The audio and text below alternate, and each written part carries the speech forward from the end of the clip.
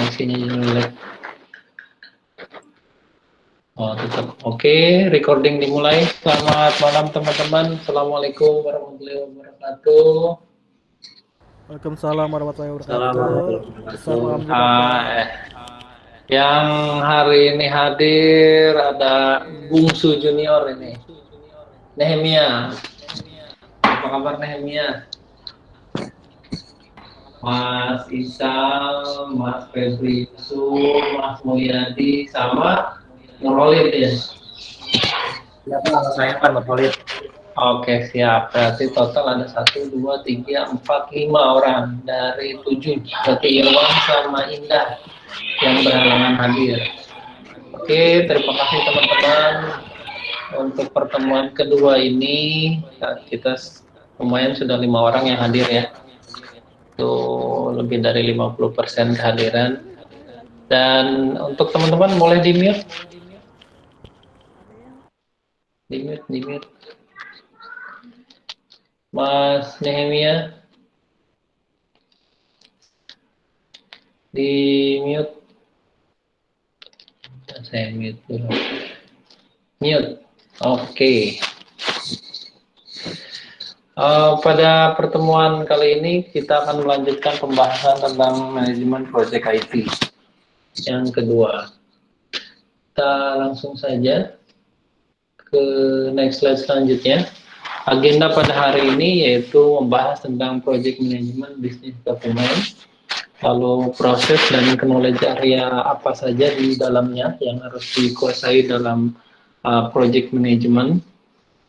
Lalu yang ketiga adalah tentang produk dan project seperti apa. Setelah kemarin kita ketahui ada portofolio, ada program, ada project. Nah sekarang ada perbedaan antara produk dan project. Lalu product life cycle atau siklus hidup sebuah project dan project life cycle, perbedaannya seperti apa. Lalu ada predictive versus adaptive, berhubungan dengan project juga. Itu kurang lebih ada 5 agenda pada hari ini. Next ya. Nah, untuk yang pertama, di dalam sebuah project management ataupun manajemen project, perlu tidak terlepas dari yang namanya siklus alur dari sebuah dokumen. Ya. Untuk diketahui, berarti yang pertama dimulai dari pre-project work, itu seperti apa, lalu starting project work, lalu masuk ke organisasi dan preparing, ini masuk ke planning, lalu carrying out the work, ini berarti sudah masuk ke fase eksekusi sebuah project, lalu completing the work ini berarti closure project ataupun project di close, ditutup. Nah, untuk project life cycle sendiri adalah dimulai dari setelah pre-project work sampai dengan completing the project. Ya, adapun di sini ada proses pertama, ada need assessment, ada business case. Business case itu misalnya kayak permasalahan-permasalahan yang ada kenapa project ini bisa ada. Gitu. Lalu benefit management plan itu dalam artian benefit itu berarti manfaat. Jadi kalau proyek ini dilakukan, manfaatnya apa? Salah satunya misalnya untuk menjawab dari permasalahan-permasalahan yang ada di business case tersebut. Lalu dimulai dari starting the project. Starting the project ada yang namanya business document selanjutnya yaitu project charter. Project charter adalah suatu dokumen yang berisi informasi-informasi high level atau informasi utama. Jadi tidak secara detail, namun lebih ke summary informasi dari sebuah project untuk menentukan starting dari sebuah project. Biasanya berhubungan dengan nama dari sebuah project manajernya siapa, project timnya apa, lalu sponsor dari projectnya apa, outcome dari projectnya apa, goal dari project apa, budget dari projectnya berapa, gitu kurang lebih seperti itu. Lalu di organisasi dan prepare sebuah project ada dokumen yang namanya project management plan. Nah, project management plan ini juga banyak sekali di dalamnya. Nanti kita akan bahas satu persatu dan untuk Carrying out eksekusi dari sebuah project juga ada. Di sini ada proses change request dan lain-lain. Karena pada saat sebuah project dieksekusi juga ada banyak perubahan pastinya, dan closure dari project juga banyak.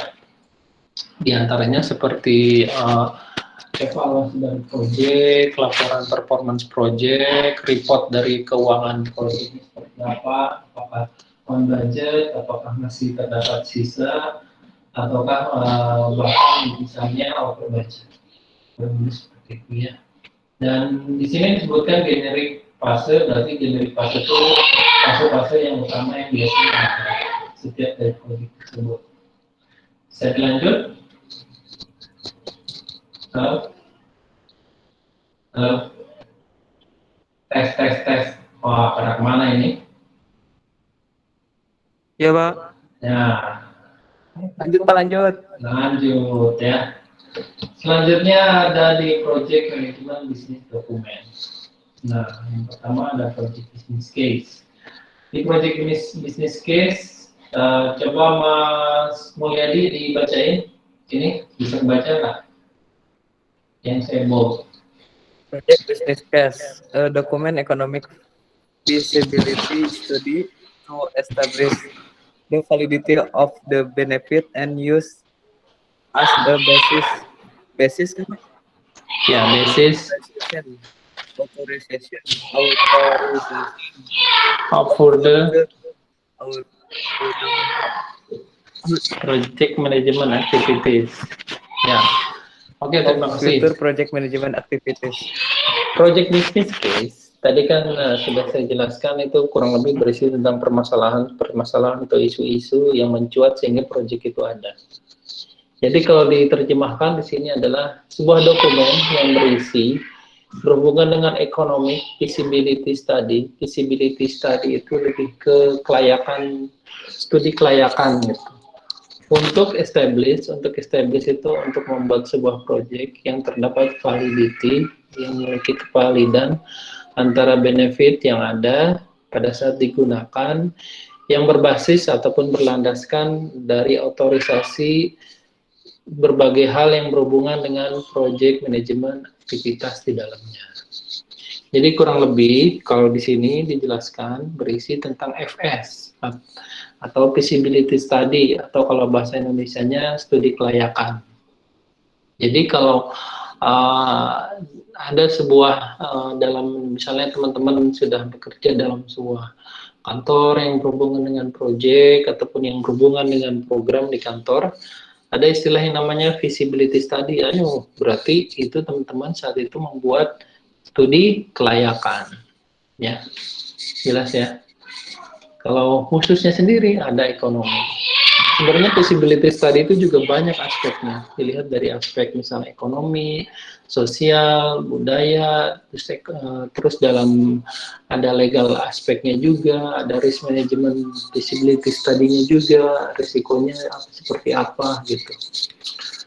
Oke, untuk selanjutnya Project Benefit Management Plan. Ini lebih ke benefit, kita ketahui adalah dari manfaat dari Project Management Plan. Bentar, siapa? Mas Isal. Halo Mas Isal. Mas Isal. Halo, Pak. Bacain ini Project Benefit Management Plan. Baik, Pak. Project Benefit Management Plan. Define the process for setting, maximizing, and the benefit profit by the project. Jadi, oke, terima kasih Mas Isal. Nama lengkapnya apa nih Mas Isal? Munadil Salahuddin, Pak. Oh, Munadil Salahuddin. Salam-salamnya Salahuddin. Oke. Terima kasih ya. Jadi Project Benefit Management Plan adalah diartikan, di-define itu diartikan atau didefinisikan sebagai proses untuk membuat, memaksimalkan, dan sustain itu untuk sustainability, kestabilan dari manfaat yang di-provide, yang diadakan dari hasil dari sebuah proyek tersebut. Jadi outcome-nya seperti apa. Jadi dengan adanya project berarti untuk membuat, memaksimalkan, dan untuk keberlangsungan dari manfaat yang dapat dihasilkan dari project yang telah dilakukan tersebut. Nah, itu dibuat yang namanya Project Benefit Management Plan. Contohnya kalau korelasinya dengan skripsi adalah dalam skripsi kan pasti ada permasalahan. Nah, setelah itu ada tujuan. Oke, jelas? Tujuan itu adalah kalau di project namanya Project Benefit Management Plan. Jadi manfaat-manfaat setelah bisnis case ini apa outcome-nya, apa output-nya. Misalnya kita mau bikin beca online gitu. Kenapa? Karena selama ini beca tersisihkan dengan adanya ojek. Hanya ojek saja yang memiliki ojek online. Namun untuk beca belum ada yang berbasis online, sehingga untuk membantu memudahkan para tukang beca yang ada di area Jabodetabek, khususnya Tangerang, Karawaci misalnya, agar dia dapat mendapatkan pelanggan dengan memodalkan dari gadget atau smartphone. Jelas sampai ini? Halo? Tes. Jelas? Jelas, Pak. Jelas ya? Ini skopnya kalau pada saat nanti di soal-soal kuis, skopnya akan bervariasi. Kalau teman-teman sudah mengerjakan soal-soal di kuis 1 ataupun dicoba di soal kuis 2, walaupun di sini disebutkan business case dan benefit management plan, tapi kasusnya itu variatif dan variasi. Nah, oleh karena itu teman-teman sebagai mahasiswa diharapkan bisa googling, bisa sambil dilihat materinya, kan apalagi tadi ada yang Mas Mulyadi katanya sudah dapat e-booknya cuman format bahasa Inggris gitu. Ada format bahasa Indonesianya juga, tapi itu berbayar hard copy. Saya next ya. Nah, dalam benefit management plan itu ada apa aja katanya? Itu mendeskripsikan bagaimana dan kapan sebuah manfaat dari sebuah proyek akan dideliver, akan disampaikan, dan bagaimana itu akan diukur, measure itu diukur. Bisa isinya adalah antara lain sebagai berikut. Yang pertama, target dari manfaat. Jadi targetnya kapan? Ini biasanya berhubungan dengan waktu, target, ataupun dengan pengukuran. Jadi kalau sudah sampai level ini, sudah cukup manfaatnya. Lalu strategi alignment, ini berhubungan dengan organisasi biasanya. Jadi apakah si project benefitnya itu, manfaat projectnya itu dapat meningkatkan dari organisasi tersebut. Makanya harus ada strategi alignment. Ntar ada yang join. Khalid. Masuk Khalid. Next, ini time frame. Ini lebih ke time frame realisasi dari project. Kalau di atas hanya target benefit. Kalau yang di bawah lebih khusus lagi time frame, berarti berbicara schedule. Benefit berdasarkan fasenya ada short term, pendek, ada long term dan ongoing. Misalnya contohnya kalau short term dalam waktu 1 tahun, long term misalnya 5 tahun, ataupun ongoing, proses yang sedang berjalan. Jadi setelah project itu, saat ini sudah ada impact-nya belum setelah project selesai itu gitu dengan organisasi, oh ternyata ongoing-nya masih sedikit. Oke, kita lihat lagi di short term-nya 1 tahun ke depan seperti apa hasilnya. Lalu long term-nya seperti apa. Lalu ini benefit owner. Benefit owner itu bukan berarti dia pemilik dari manfaat ataupun secara personal, tidak. Itu lebih ke, kalau di sini dibacakan accountable person ataupun PIC ataupun seorang manajer yang ataupun grup ya, ataupun kayak divisi atau departemen atau tim, ini tuh maksudnya, yang bekerjanya untuk memonitor, merecord itu merekap data dari data-datanya yang sudah dia monitor, lalu melaporkan hasil realisasi dari manfaatnya tersebut. Jadi istilahnya ini lebih ke pihak survei ya, tim survei gitu. Dia yang bertugas sebagai PIC atau tim untuk monitor, merecord dan melaporkan ke manajemen. Lalu ini ada metrik. Metrik ini ada direct, Ada ini metrik lebih ke perhitungan ataupun pengukuran, measurement. Ini ada direct dan indirect. Indirect itu maksudnya langsung, indirect itu maksudnya tidak langsung, pengukuran untuk menampilkan benefit yang sudah terrealisasi. Sedangkan yang terakhir adalah risiko, risk. Risiko adalah sebuah bentuk dari ketidakpastian. Jadi risiko adalah di sini disebutkan sebagai asosiasi di mana target benefitnya itu tercapai. Jadi risikonya dalam artian dapat diminimalisir misalnya, seperti itu. Next ya. Oke, ini untuk project success measure, berarti pengukuran dari project. Ini ada tradisional, sebagai tradisional ada time, cost, scope. Ini kita ketahui kemarin namanya apa? Halo? Time, cost, scope, and quality. Ada yang tahu kemarin waktu pertemuan pertama? Apa istilahnya namanya? Halo, Mas Yadi? Mas Nurholid? Time, cost, scope, and quality. Lupa, Pak. Nah, yang kemarin ngerjain kuisnya nggak atau baca materinya nggak? Kerjain Pak saya, Pak. Cuman saya lupa. Cepat lupa. Jadi time, cost, scope, dan quality adalah triangle. Ya, kalau digambarkan dari segitiga dan quality di tengahnya, atau itu sebagai constraint ataupun sebagai baseline. Makanya ada istilahnya time itu diasosiasikan dengan schedule. Ada schedule baseline, ada cost baseline. Cost itu berarti biaya. Lalu ada scope, scope itu ruang lingkup pekerjaan. Lalu ada quality. Kalau quality ini dari pengukuran kualitas dari proyeknya. Ini have been the most important, yang paling penting faktor untuk mendefinisikan sukses dari sebuah proyek. Lalu sedangkan pada saat sekarang seorang praktisi ataupun akademisi memiliki determinasi terhadap proyek sendiri. Contohnya berhubungan dengan proyek-proyek objektif.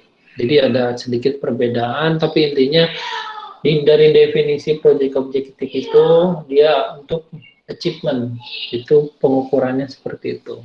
Achievement itu yang tercapai, yang didapat. Misalnya, contohnya begini, kalau di pengukuran proyek suksesnya, misalnya target untuk Gojek itu dalam 1 bulan, misalnya ada 1 miliar transaksi dari GoPay, ataupun misalnya ada 10.000 kilometer perjalanan.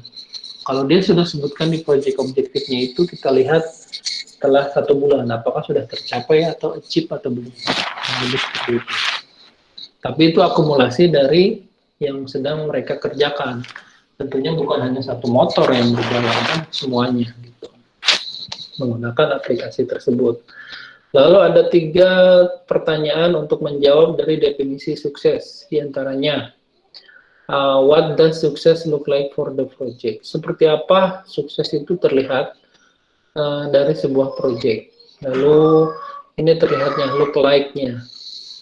Terlihatnya seperti apa? Ini berarti lebih ke physically. Lalu how will success be measured? Bagaimana sukses itu bisa diukur? Tentunya dalam artian menggunakan proyek-proyek objektif yang sudah didefine sebelumnya tadi, apakah berdasarkan secara ekonomi, apakah secara dampak, apakah berdasarkan waktu gitu. Lalu faktor apa saja yang impact terhadap kesuksesan dari proyek? Nah, faktor-faktor apa saja yang berhubungan sehingga sukses itu bisa tercapai gitu. Misalnya dalam proyek si GoPay ini, faktor apa saja yang suksesnya? Misalnya karena banyaknya promo, lalu karena sekarang lagi pandemik, jadi orang bepergian menggunakan kendaraan umum kan tidak nyaman, lebih nyaman menggunakan misalnya Gojek. Lalu untuk order makanan pun mereka daripada ke kantin ataupun ke warung ataupun ke resto makan di tempat, lebih baik order, bisa makan langsung di rumah. Jelas? Halo? Next. Jelas Pak, jelas. Jelas ya? Lalu selanjutnya ada input, ada tools dan teknik, ada output. Nah, di dalam project management itu untuk diingat teman-teman, ada input, ada tools dan teknik, ada output. Sama seperti halnya sebuah program ataupun skema dari sebuah sistem operasi pun sama. Nah, di dalam ini kita istilah yang dinamakan dengan ITTO. Ini saya ketik. Nah, itu teman-teman boleh googling ITTO itu, input, tools, dan teknik, dan output dari sebuah project. Jadi kalau inputnya ini, tools dan teknik apa yang digunakan gitu.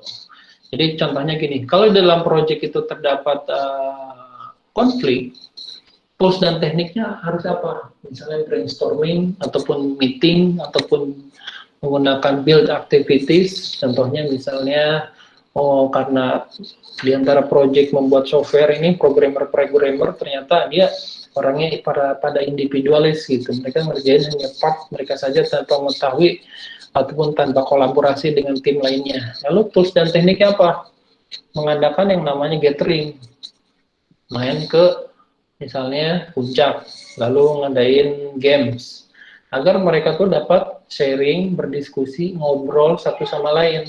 Outputnya apa? Hasilnya pada saat mereka kembali di kantor atau bekerja, mereka akan lebih merasa punya teman, sehingga pada saat, wah ini saya sudah menyelesaikan back end dari sistem, ini ngaruh nggak terhadap outputnya? Dan nah, dia nanya juga ke bagian misalnya yang membuat UI user interface-nya.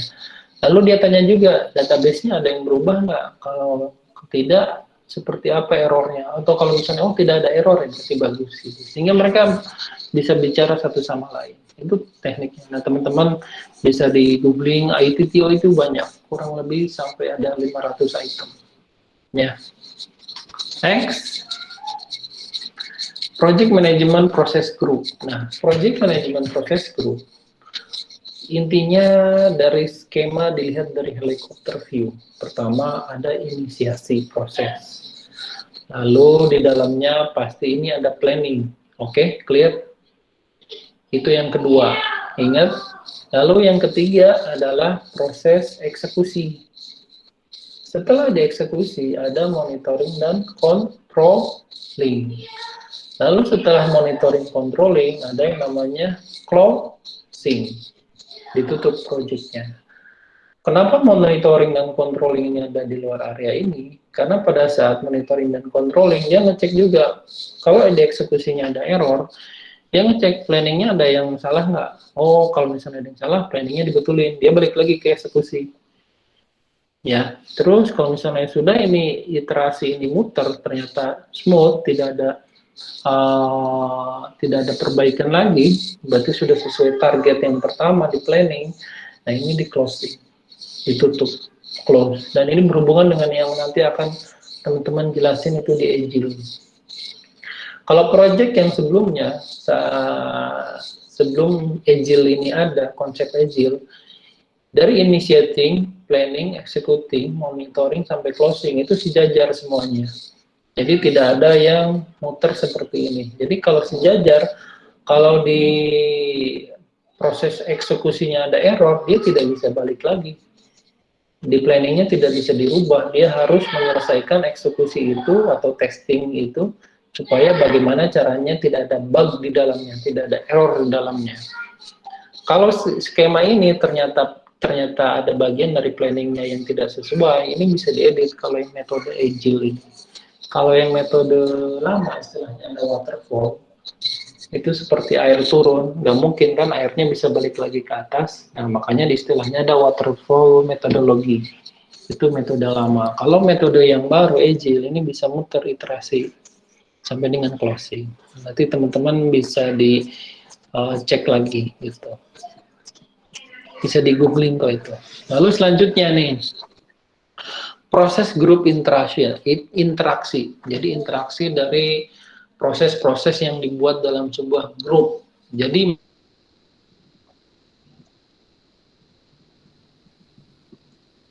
makanya dibuat grup, karena di dalam setiap area proses itu banyak. Yang pertama ini ada berdasarkan waktu, ada berdasarkan levelnya. Yang dimulai dari start sampai dengan finish. Berarti ini ada dimulai dari inisiasi sampai dengan closing. Ini ada inisiasi proses grup. Pertama kita starting. Dilihat nih, starting itu biasanya tinggi itu. Lalu berjalan dengan waktu, setelah perjalanan waktu, inisiasi sudah tidak ada lagi. Dia lalu initiating, lalu mulai lagi, dan ini ada dia lagi untuk closing, finish. Ini hanya perjalanan berdasarkan interaksinya saja. Lalu di planning, pertama dia tidak ada aktivitas. Lalu setelah inisiasi selesai, dia mulai ada aktivitasnya, lalu tutup sampai di proses monitoring. Finish dia tidak ada, persis tidak ada sama sekali. Lalu untuk selanjutnya ada di executing. Ini ingat ya, eksekusi itu proses yang ketiga. Dia tidak ada, planning pun dia tidak ada. Setelah planning dia ada aktivitas. Sampai dengan proses monitoring ada aktivitas, lalu di closing dia sudah tidak ada lagi. Lalu yang terakhir, yang monitoring tidak ada sampai dengan di sini dia adanya sedikit. Dia ngecek antara si eksekusi dengan proses monitoring ini sampai dengan finish. Dia ada aktivitas sedikit dimulai dari planning juga. Lalu proses yang terakhir adalah closing. Closing itu dimulai dari proses eksekusi sudah dimulai aktivitasnya. Jadi kalau teman-teman nanti bekerja dalam sebuah proyek, baik itu proyek software maupun hardware ataupun kerja yang lainnya, kalau teman-teman berada di tim inisiasi, kerjanya hanya awal. Kalau kerjanya di bagian planning, itu kerjanya biasanya setelah proses inisiasi sampai dengan sebelum finish. Kalau di proses eksekusi, itu berarti setelah planning, lalu monitoring, lalu closing, sudah tidak ada aktivitas. Begitu cara bacanya. Begitupun di proses closing. Proses closing ini terlihat memang mudah, dia hanya di bagian terakhir saja. Tetapi ini pekerjaannya cukup berat. Dia harus mengukur, harus bikin report semuanya, performance, pengukuran, output,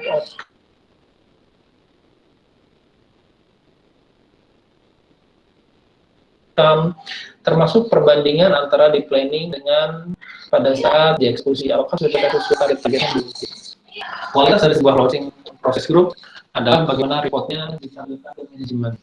Kalaupun bagus, berarti harus seperti apa. Kalaupun kurang bagus, dia rekomendasinya seperti apa. Oke, jelas? Next yang nomor 10, risk atau resiko dan biaya untuk sebuah perubahan. Nah, changes itu perubahan. Jadi dalam changes ini kita bicara tentang risiko. Ada berdasarkan waktu dan berdasarkan tingkatan degree. Ini low, high, project time, awal sampai dengan akhir. Jadi berdasarkan cost-nya, kalau awal dari proses mulai dari awal itu tidak ada perubahan, itu cost-nya sedikit. Namun berlangsungnya waktu, cost-nya tinggi. Terlihat kan? Lalu sama aja, kalau di awal itu berdasarkan waktu, risiko dan uncertainty-nya bahkan tinggi sekali. Karena bagaimana proyek ini akan berlangsung kan sama-sama tidak tahu. Tetapi berlangsung sejalan dengan berlangsungnya waktu, diketahui bahwa risiko dan uncertainty-nya lebih pasti, sampai dengan dia mencapai titik equilibrium ataupun kesamaan. Dan pada saat mau closing itu resiko dan uncertainty sudah tidak ada karena semuanya sudah pasti dan sudah dikerjakan. Sampai dengan berarti kalau sudah close tidak ada lagi risiko, tidak ada lagi karena semuanya sudah pasti, bahkan proyeknya pun sudah close. Gitu. Tapi untuk cost-nya itu tinggi sekali pada saat mau mendekati ke akhir. Karena pasti banyak sekali perubahan-perubahan yang tadinya bahkan fontnya pengen warna biru, menjadi warna hitam, ataupun tampilan websitenya ingin... Ada yang join lagi? Oh itu ya. Yang tadinya misalnya ini, perubahan risk dan uncertainty yang tinggi menjadi sedikit. Next ya. Ada yang join lagi nggak? Nggak ada kan? Project Knowledge Management Area itu ada 10. Kalau saya singkat itu lebih namanya ISSC QRCRPS. Nah, kalau yang suka main PS itu hafalin ya. Ini ada 10 knowledge area yang harus dikuasai oleh teman-teman nanti yang berkecimpung di sebuah project. Nah, ini juga bisa jadi rujukan untuk teman-teman yang nanti ngerjain sebuah tugas akhir. Salah satu rujukannya misalnya, dalam mengerjakan program ini, kita harus mengetahui setidaknya ada 10 knowledge area. Di antaranya ada bagaimana proses integrasinya, bagaimana scope-nya atau ruang lingkupnya, lalu bagaimana penjadwalan waktunya agar sesuai target, waktu, deadline, jadi tidak delay. Lalu cost-nya, kalau ada budget, apakah on budget agar tidak over budget, bahkan kalau bisa under budget, di bawah budget. Lalu kualitasnya seperti apa? Pengukuran kualitasnya harus diperhitungkan juga, objektif-objektifnya. Ini resources yang digunakannya apa saja. Misalnya kalau membuat program, kemarin ada yang sharing, saya lagi membuat web scraping. Resources yang digunakan apa? Misalnya yang pertama pasti laptop.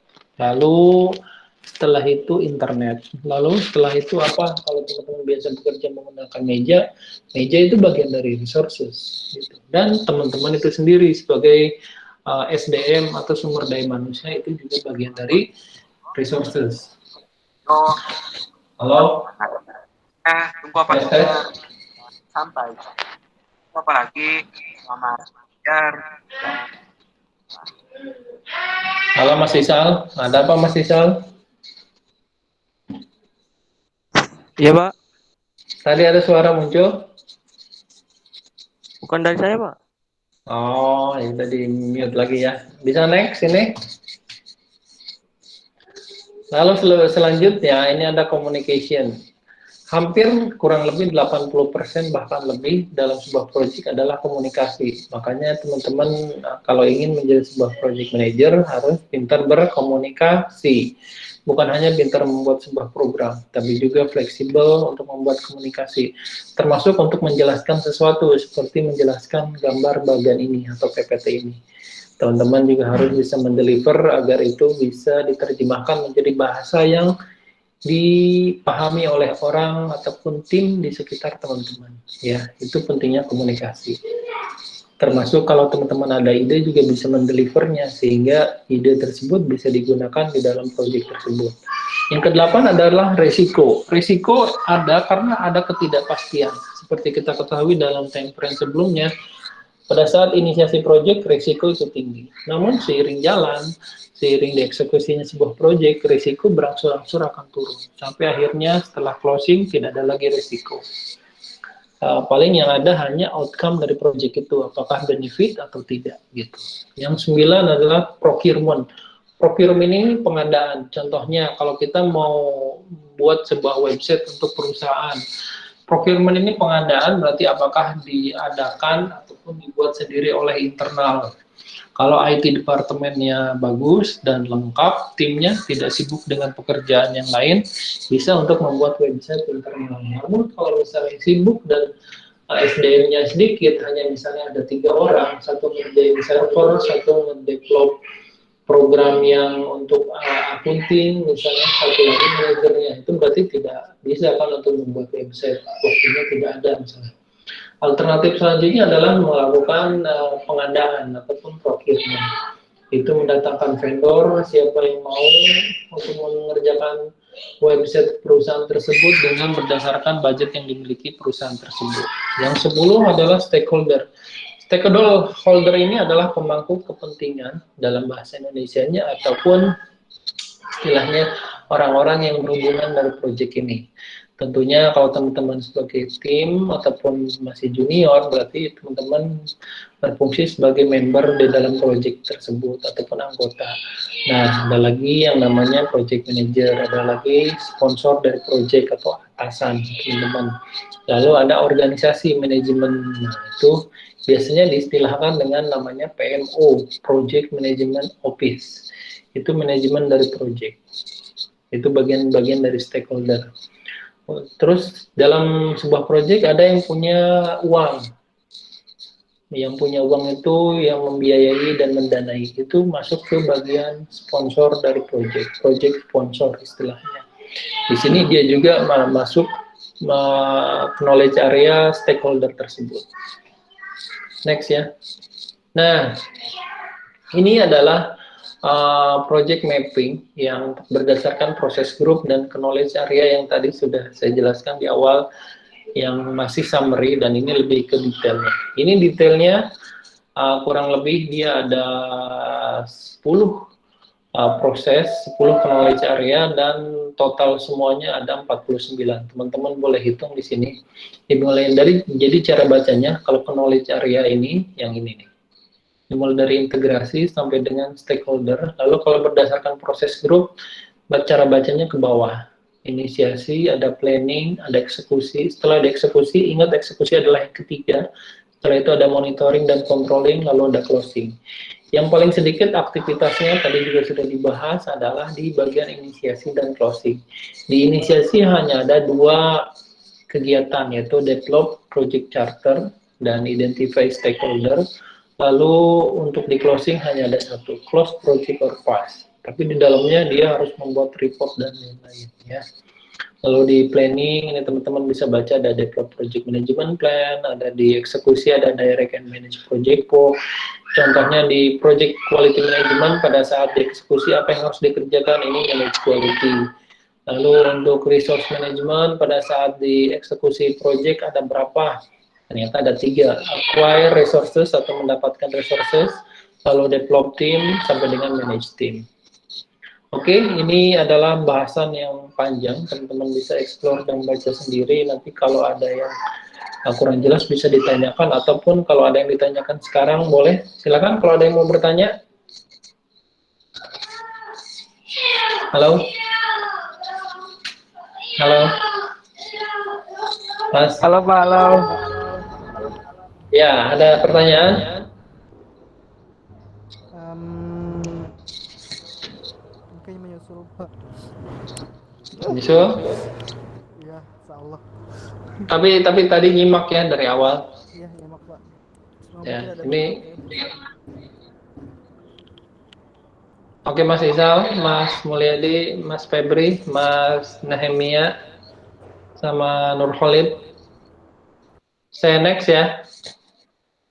Iya Pak. Silakan. Masuk ke slide selanjutnya. Ini lebih ringan lagi nih. Project versus product.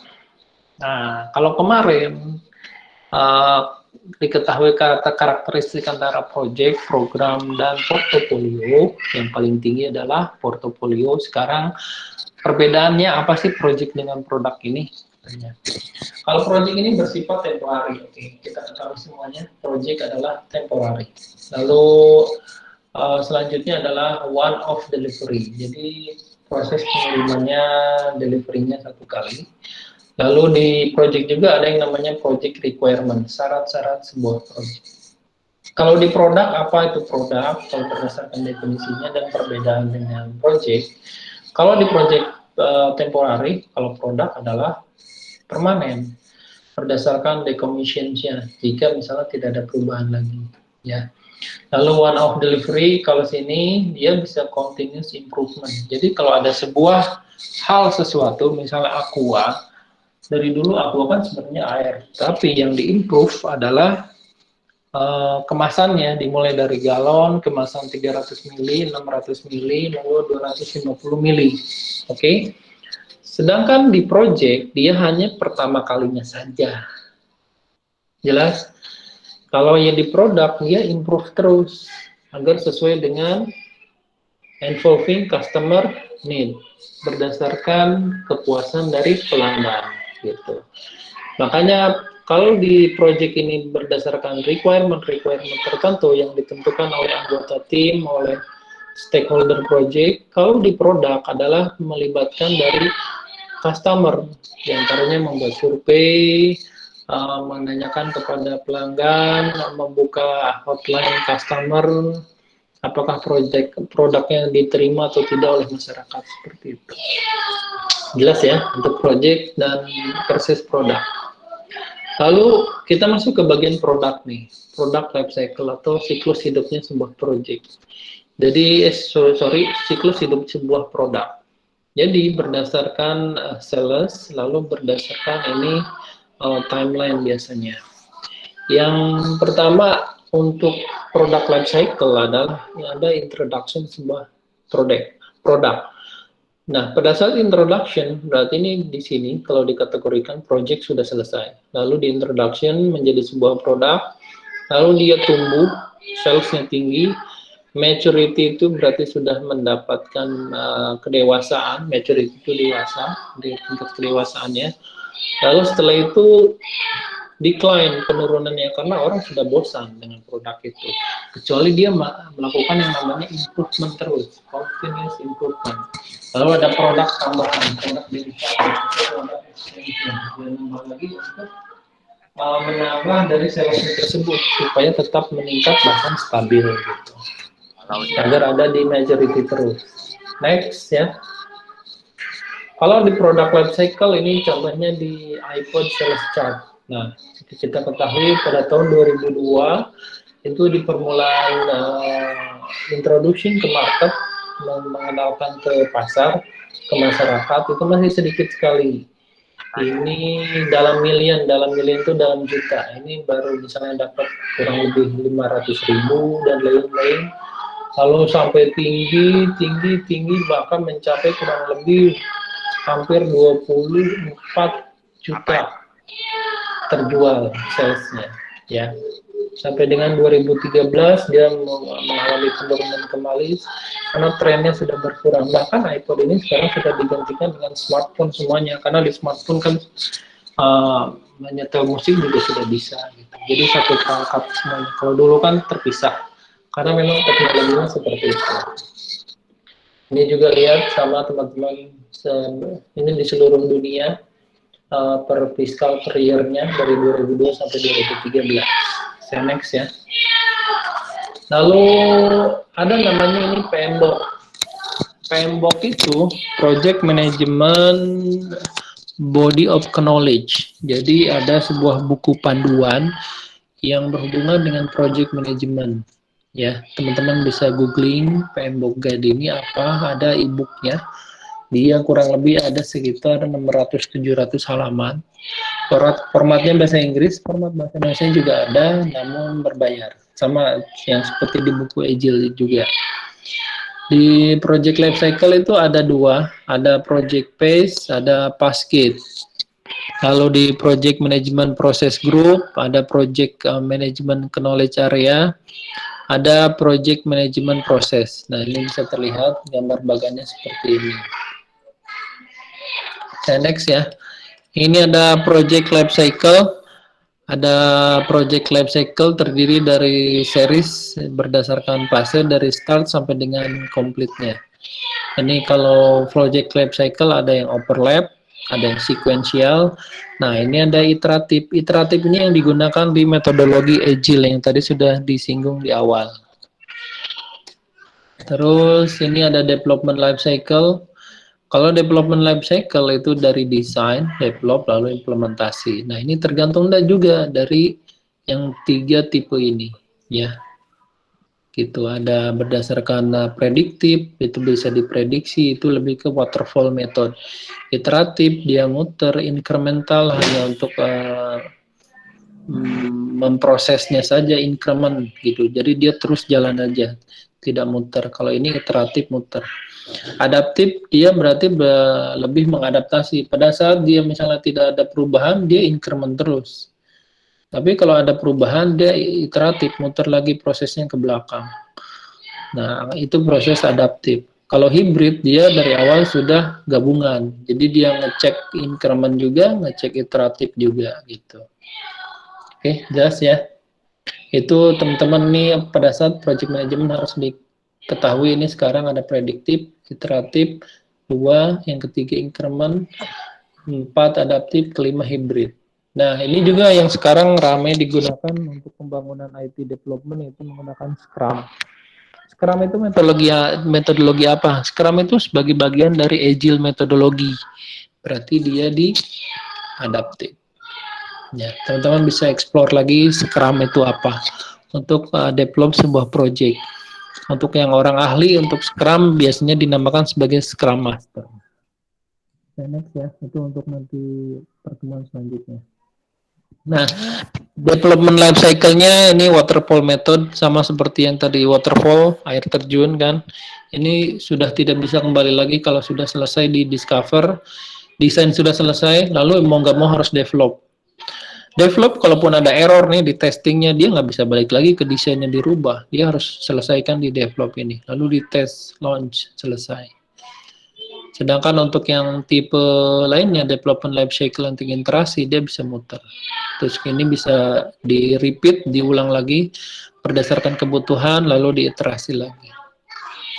Lalu development life cycle selanjutnya ini adaptif, oke. Tadi sudah kita bahas, agile itu adalah adaptive life cycle. Dia adaptif tuh beradaptasi dengan lingkungannya. Kalau misalnya dia memerlukan memproses kembali lagi, dia proses kembali lagi. Kalau tidak ada perubahan changes, dia tetap lanjut jalan terus, bahkan cepat gitu, incremental.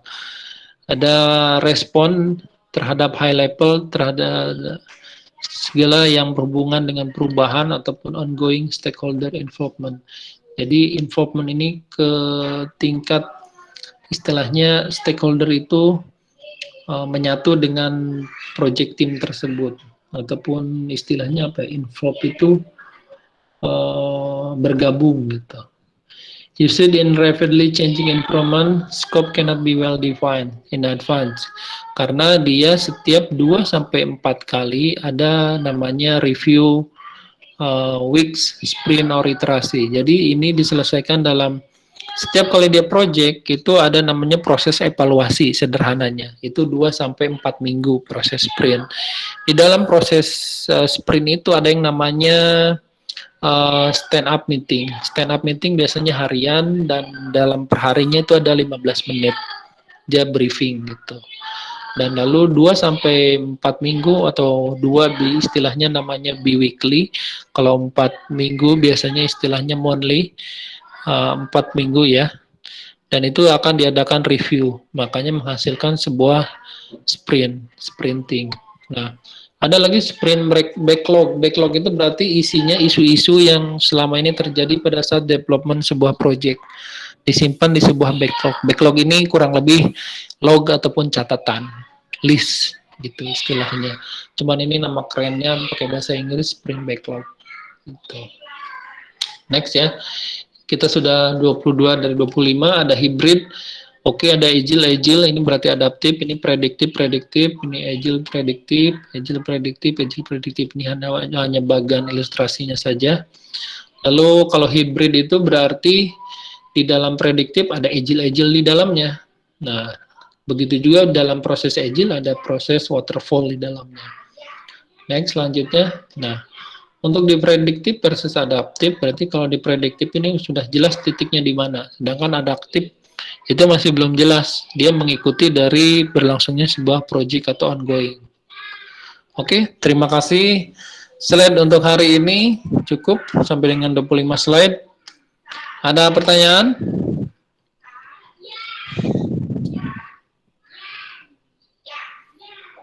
Halo, tes. Halo Pak. Ada pertanyaan?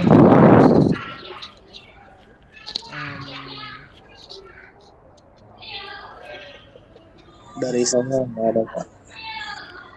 Nah, Febri Yusuf ada? Hadir. Ada pertanyaan? Nanti mungkin Pak ya kayaknya. Oh, ini Febri Yusuf apa Irwan Syah ini? Febri Pak, Febri. Oh, Febri, mirip Irwan Syah suaranya. Kalau Irwan kan namanya Irwan Sailo tuh. Iya, suaranya mirip. Mulyadi, ada pertanyaan? Saya masih muter-muter Pak. Oh, Isal? Tidak ada Pak. Tidak ada, bingung apa tidak ada gimana nih? Sekarang terakhir nih, Bungsu atau Nehemia, ada pertanyaan?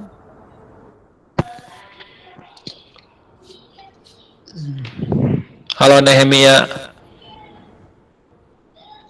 Orangnya kemana ini? Katanya mic-nya nggak bisa hidup Pak di grup WA. Oh gitu. Oke deh kalau gitu. Kalau tidak ada pertanyaan, baik secukupkan untuk hari ini. Untuk kuisnya sudah disiapkan, materi ini juga sudah di-share di e-learning. Baik, Pak. Untuk forumnya, nanti saya akan buat terlebih dahulu yang berhubungan dengan materi hari ini. Ya, jangan lupa minggu depan untuk tugas kelompok. Ya, oke. Siap, Pak. Dan hari Seninnya itu hari terakhir submit. Baik, kalau sudah tidak ada pertanyaan, mungkin teman-teman juga sudah malam, bisa baca di e-learningnya tersebut, ya. Terima kasih, selamat malam. Saya tutup kuliah hari ini. Wassalamualaikum warahmatullahi wabarakatuh. Oke, Waalaikumsalam warahmatullahi wabarakatuh. bisa di close. Meeting ini saya record ya. Nanti saya upload untuk teman-teman review.